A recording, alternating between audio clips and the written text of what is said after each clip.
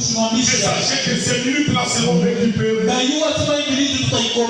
dernière de saluer ton frère. La dernière de saluer ta soeur. Acclame très fort pour les gens. Et tu peux maintenant reprendre ta place. Je suis le plus heureux ce matin. Parce que moi, le Seigneur m'a guéri. Le dimanche passé, je ne me sentais pas bien. J'étais défié par la maladie. Mais malgré cela, nous avions prêché. Il n'y a même personne, il n'y a même pas des gens qui ont remarqué que j'étais défié par la maladie. Bien aimé, ce matin, je vais parler d'un thème qui va beaucoup nous bénir. En ce mois de juillet, qui est le mois de prière. Oui, le mois de juillet, c'est le mois de prière. Voilà pourquoi à partir même du mardi passé, nous avions commencé nos 7 jours de jeûne et de prière. Et ce vendredi, nous étions encore en pleine prière. Nous avions fait à peu près 2 heures de prière. Et je crois que ta prière, et je crois que ma prière, en ce mois de juillet, sera comme de l'encens d'une bonne odeur, sera comme des parfums d'une bonne odeur, et Dieu va la créer en ce mois. Et Dieu va exaucer ta prière en ce mois. La chose que tu as demandé à Dieu, depuis le mois de janvier, jusqu'en ce mois de juillet, le ciel accepte de t'exaucer. Tu as dit un bon amen. Que la saison de témoignage commence déjà dans ta vie à partir de ce dimanche.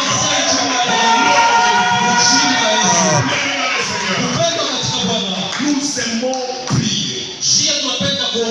Nous aimons prier. Et nous aimons aussi que nos prières soient exaucées. Il n'y a personne parmi nous ce matin qui peut dire le contraire. Chacun de nous aime quand il prie.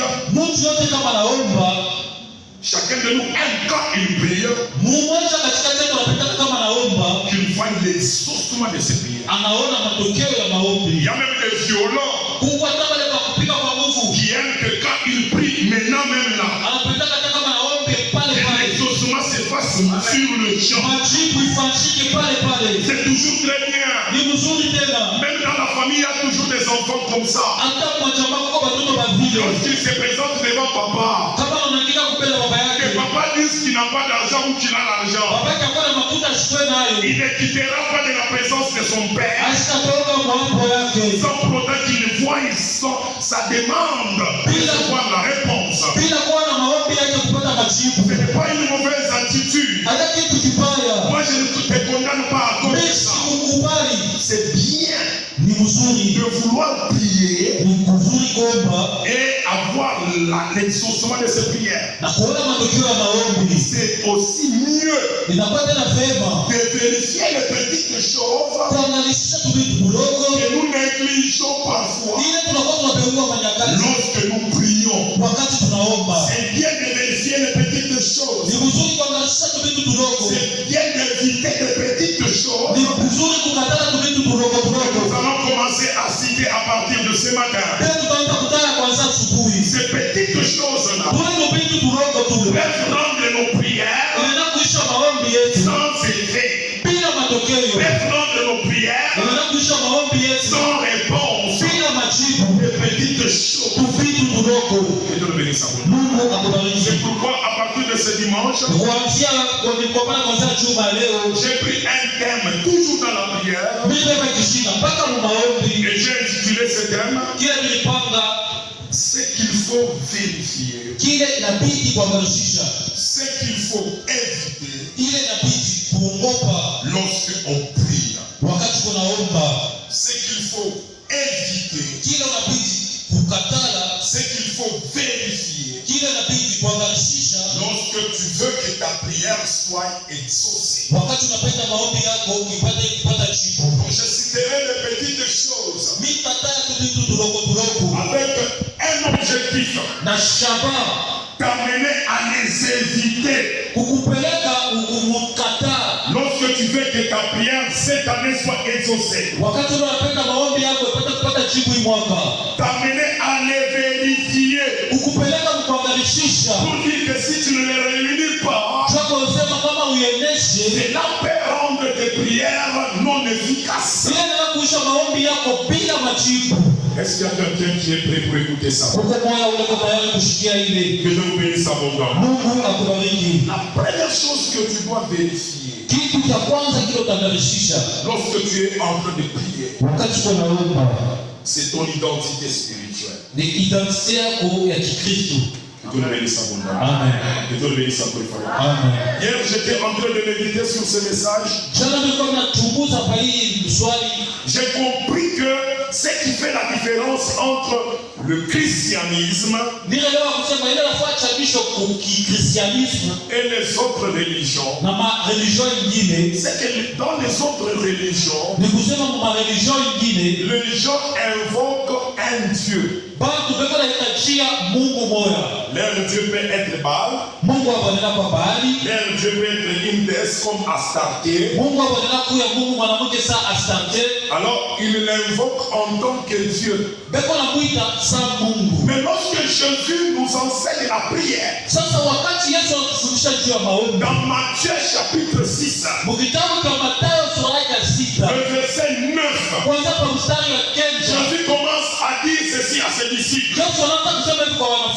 Lorsque vous priez, lorsque vous, mes disciples, vous priez, lorsque vous, les chrétiens, vous priez, ne dites pas notre Dieu qui est au ciel, mais dites notre Père. Alléluia. Que Dieu bénisse abondamment. Amen. Que Dieu bénisse encore une fois. C'était tout un enseignement. Lorsque nous prions, il doit y avoir une relation. Une relation de père et de fils. Entre Dieu et nous. La relation qui doit exister entre nous. Comme en mathématiques. La flèche qui doit partir de nous vers Dieu. Lorsque nous lui adressons la prière, ça doit être une flèche de fils vers le Père. Une flèche d'enfant vers le Père. Lorsque tu pries, tu dois être sûr que tu es un enfant de Dieu. Amen. C'est aussi une condition qui fait que la prière de certaines personnes ne soit pas exaucée. Parce qu'ils adressent leur prière à Dieu comme créateur et non pas à leur Père. Mais j'aimerais dire ceci à quelqu'un. Dieu est Dieu même pour Satan. C'est lui qui a créé Satan. Satan là que tu imagines avec des cornes, avec la queue, c'est lui qui l'a créé. Il est son créateur. C'est-à-dire quand Satan veut appeler Dieu, il l'appellera aussi Dieu. Même les démons.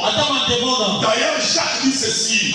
Les démons croient en Dieu et ils tremblent.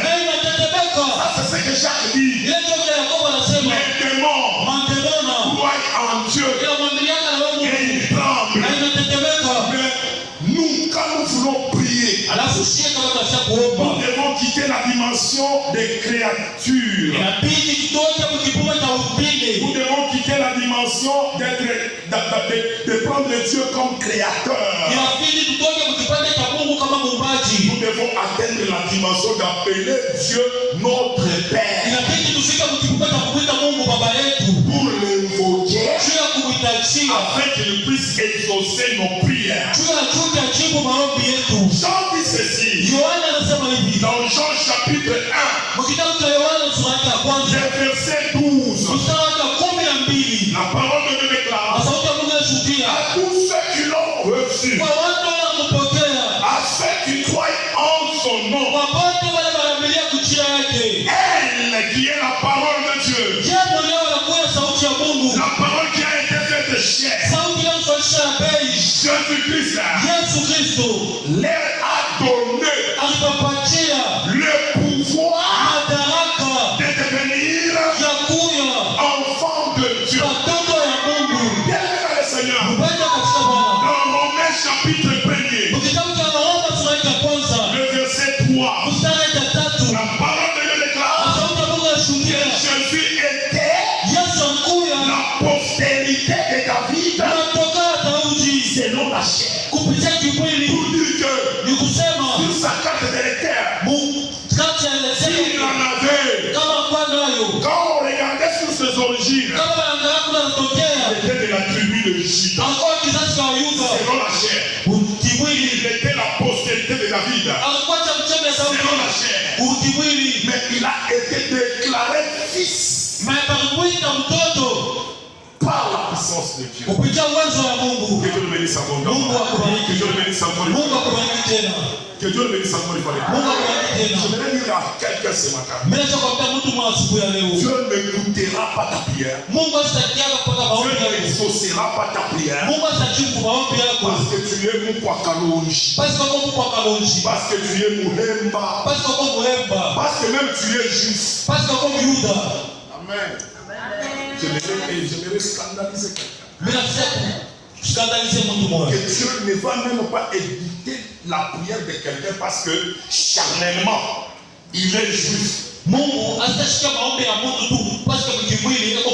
pas parce que tu es de la descendance d'Abraham que Dieu va exaucer ta prière. Mais Dieu exaucera ta prière lorsqu'il trouve en toi sa sémence, lorsqu'il trouve en toi sa nature, lorsqu'il trouve en toi son identité, l'identité d'enfant de Dieu. Et cette identité-là, nous la recevons lorsque nous recevons Jésus. La parole de Dieu déclare, Apocalypse chapitre 3, le verset 20. Voici, je me tiens à la porte et je frappe. Si quelqu'un ouvre la porte, moi j'entrerai, je mangerai avec lui et lui avec moi. Mais qu'est-ce que je vais dire à quelqu'un ce matin? Il y a des gens qui ont reçu Jésus à la porte. Même l'envie de prier là. Même l'envie de lire la parole là. Non, même l'envie d'aller à l'église. L'envie de prier là. Tu les sens seulement parce que Jésus est en train de frapper. Il y a des chrétiens comme ça qui marchent avec un Jésus qui est à la porte en train de frapper. Jamais ils n'ont ouvert la porte pour que Jésus entre dans leur vie. Pour que lorsqu'ils veulent prendre des décisions, qu'ils prennent ces décisions-là ensemble avec Jésus. Pour que lorsqu'ils veulent s'engager dans un projet, ils s'engagent dans ce projet-là avec Jésus. Pour que lorsqu'ils veulent même prendre une décision, qu'ils prennent cette décision avec Jésus. Ils ont Jésus, mais un Jésus qui est encore à la porte. qui n'est pas encore entré. Ce matin, ce message est venu t'interpeller. Ce message est venu te rappeler que nous devenons enfants de Dieu. Nous recevons le pouvoir de devenir enfants de Dieu. Lorsque nous franchissons cette étape-là, l'étape de laisser Jésus à la porte, mais nous faisons un pas en avant. Nous lui ouvrons la porte pour que Jésus entre dans notre vie, pour que Jésus soit au centre de notre vie, pour que tout ce que nous allons faire, nous le faisons selon Jésus, selon sa volonté. Dans ce cas-là, directement, Dieu prend le pouvoir. Le pouvoir de devenir enfant de Dieu. C'est comme si Dieu prenait ta carte d'électeur. Ta carte d'électeur aujourd'hui, la collectivité Boukéa, province Lualaba. Lorsque tu reçois Jésus dans ta vie, Dieu prend son sceau, il tape sur ta carte d'électeur. Il dit à partir d'aujourd'hui, tu es mon enfant, tu es mon fils. Il te donne le pouvoir. C'est-à-dire lorsqu'il faut aller là où on doit faire entrer les enfants de Dieu, tu dis ouvrez-moi la porte. Parce que moi je suis enfant de Dieu. Il regarde bien ta carte, il regarde bien ton badge, il voit le sang de Dieu, le sang des enfants de Dieu. Et ce sang nous l'avons simplement en ouvrant la porte à Jésus, en recevant Jésus dans nos vies. Tu n'as pas reçu Jésus. Bien-aimé dans le Seigneur, sache que Dieu n'exaucera pas tes prières. Parce que ce qui fait que nos prières soient exaucées par Dieu, c'est lorsque Dieu trouve que nous avons l'identité de ses enfants. Ça, c'est la première des choses que tu dois vérifier. Ça m'amène déjà à la deuxième chose. La deuxième chose que tu dois vérifier, la prière est spirituelle. Non. La prière, c'est un exercice spirituel. La prière, c'est une activité spirituelle. Que Dieu ne bénisse abondamment. Lorsque tu pries, un homme charnel ne saura pas faire une prière efficace. Un homme charnel, c'est-à-dire un homme qui n'a pas l'esprit de Dieu, ne saura pas faire une prière efficace. Or, l'esprit de Dieu, l'esprit de Dieu, nous les recevons lorsque nous croyons en Jésus. La parole de Dieu déclare, personne ne peut dire Jésus-Christ est Seigneur si ce n'est que par l'esprit de Dieu. Et personne ne peut dire Jésus-Christ est anathème, Jésus-Christ est maudit si ce n'est que par l'esprit de Dieu. Ce qui te pousse à dire que Jésus c'est lui. En dehors de lui, tous les autres sont des faux. C'est l'esprit de Dieu. C'est l'esprit de Dieu qui est en toi. Qui donne la conviction que Jésus-Christ c'est lui le Seigneur. Jésus-Christ c'est lui le roi de moi. Dieu est dans le Seigneur. Un homme charnel ne peut pas faire une prière efficace. Un homme charnel, la parole que Dieu déclare dans 1 Corinthiens chapitre 2. Le verset 14. L'homme animal, l'homme charnel ne saura pas recevoir les choses de l'esprit. Parce que c'est spirituellement qu'on en juge. Les choses de l'esprit, les choses de Dieu, nous les recevons lorsque nous avons son esprit. Amen. Et l'esprit de Dieu, nous les recevons simplement en les demandant à Dieu. Que Dieu le bénisse abondamment. On j'aime les choses de Dieu. L'esprit de Dieu ne demande pas des acrobaties. Jésus dit ceci dans Luc chapitre 11. Le verset 13. Si méchant que vous êtes, vous savez donner les bonnes choses à vos enfants, à combien plus forte raison votre Père Céleste ne vous donnera pas le Saint-Esprit si vous le lui demandez. Une condition simple: Seigneur, remplis-moi de ton esprit.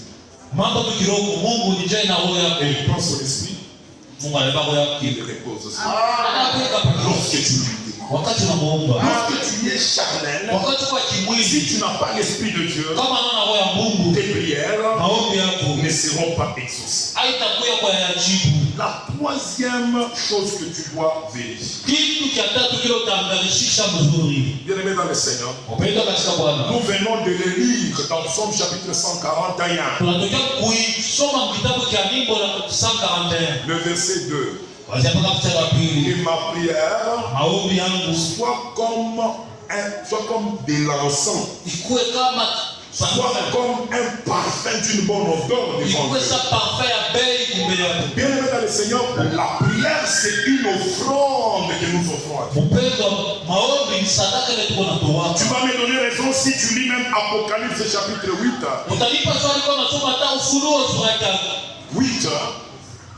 8, le verset 3. Jean dit ceci: il voyait les anges présenter à Dieu de l'encens, accompagnés de prières. C'est-à-dire Dieu sur son trône, les anges lui présentent les parfums d'une bonne odeur. Dans les ascensoirs, et ils prennent aussi nos prières, ils les présentent à Dieu comme un parfum d'une bonne odeur. Ta prière c'est une offrande que tu donnes à Dieu. Ta prière c'est un sacrifice que tu présentes à Dieu. Dieu aime écouter ta prière. Même si les hommes ne veulent pas écouter tes prières, devant Dieu, ta prière, c'est comme de l'encens d'une bonne odeur. C'est comme un parfum d'une bonne odeur. Même si tu n'as pas dit Amen. Dieu te bénisse abondamment. Mais écoute un principe que nous ignorons beaucoup. Et je crois que je vais m'arrêter par ici. Matthieu chapitre 5, le verset 23. Matthieu chapitre 5, le verset 23. Si donc tu présentes ton offrande à l'autel, et que là tu te souviens que ton frère a quelque chose contre toi, le verset 24. Ne parle pas avec l'offrande. Laisse là ton offrande. Dieu c'est un stratège. Que Dieu le bénisse abondamment. Tu te présentes avec l'offrande devant l'autel. Tu te rappelles que tu as un problème avec quelqu'un. Ne parle pas avec cette offrande. C'est ton fils. C'est la stratégie de Dieu. Est-ce qu'on peut d'abord acclamer pour cette stratégie?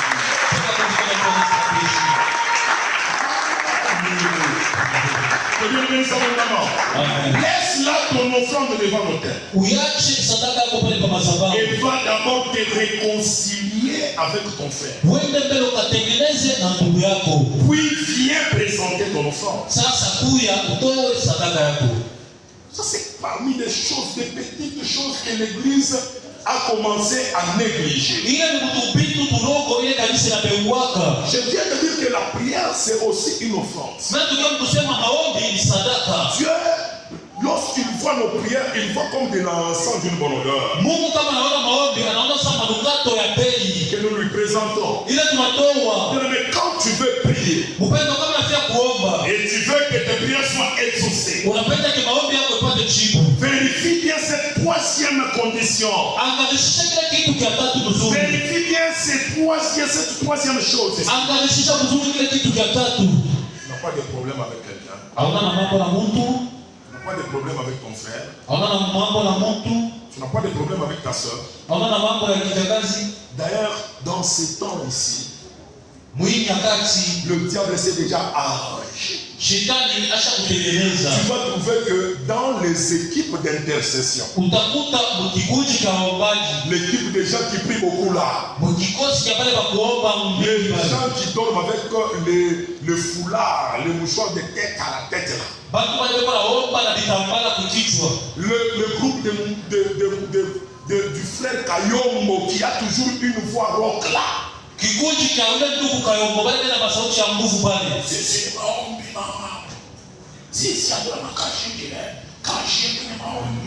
Que Dieu bénisse abondamment.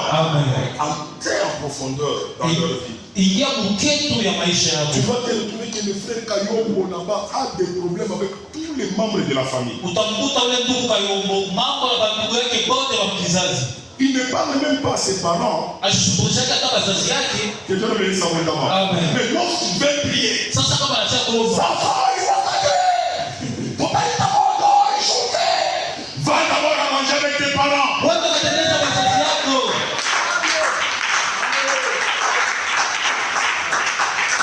Les doigts Clémentine là avec leur mouchoir de tête là. Il suffit seulement que dans l'intercession on commence à dire: je sens que le ciel est ouvert. Je sens que quelque chose va descendre et va toucher.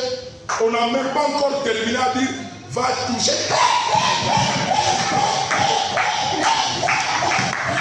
Je donne mes abondamment. Mais pas d'avoir arrangé avec tes soeurs.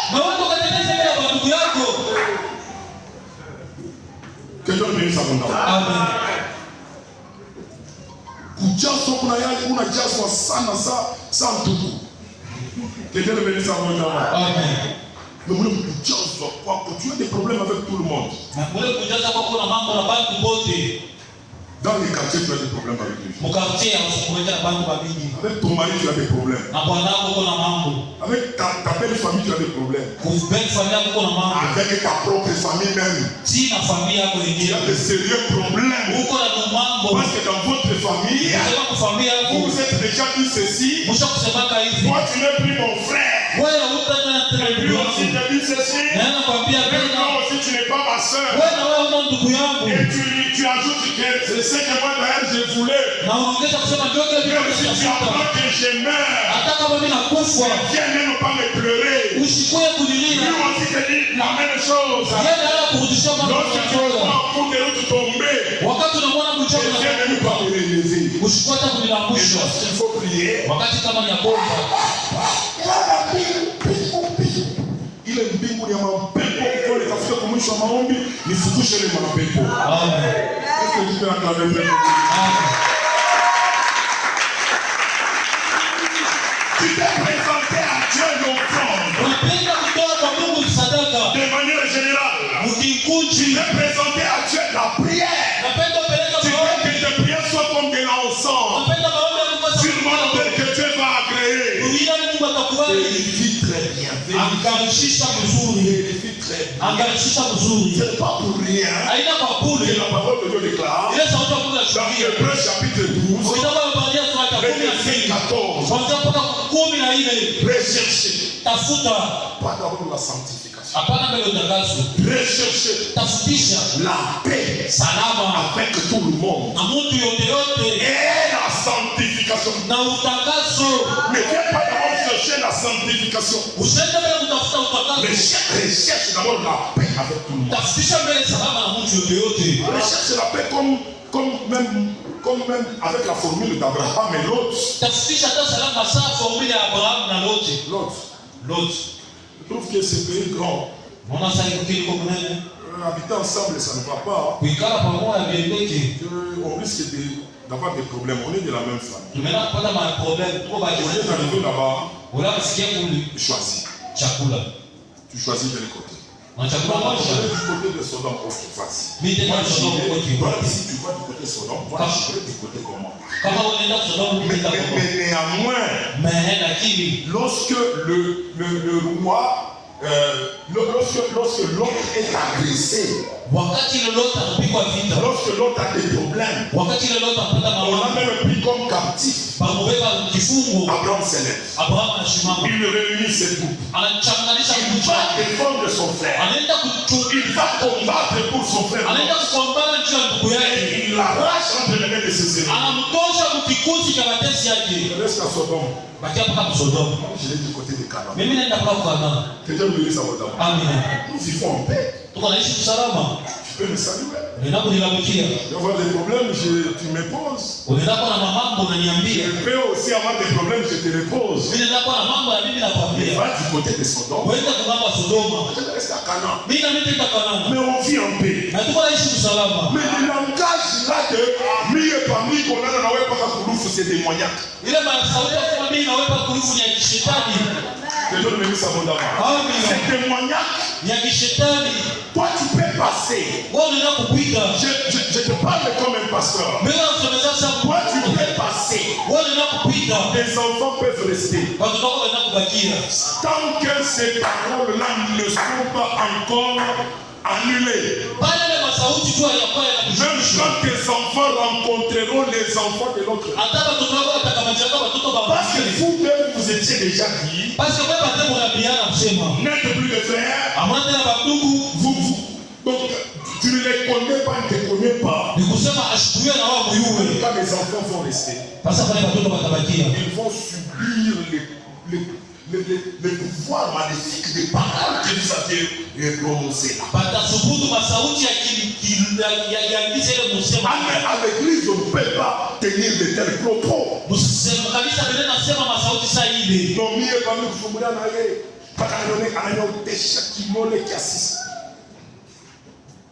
C'est un langage sorcellerie.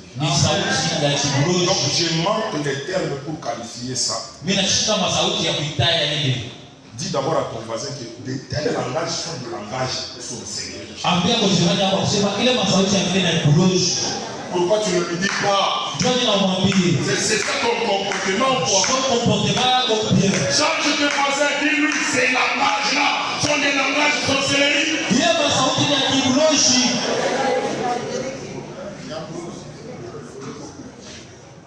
J'aime ceux qui ont appelé ça en Swahili.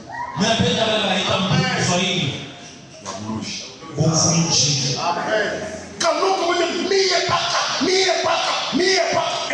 lorsqu'ils vont prier, c'est toi le premier à être rempli du Saint-Esprit. Ce n'est pas le Saint-Esprit.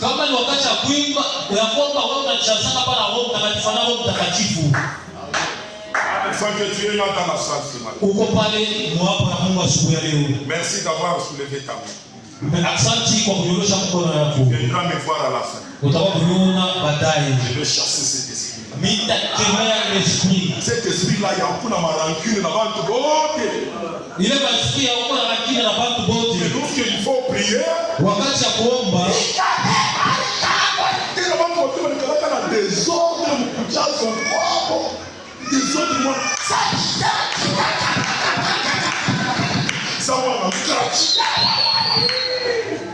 il m'en prie. Il m'en prie. J'ai dit que c'est la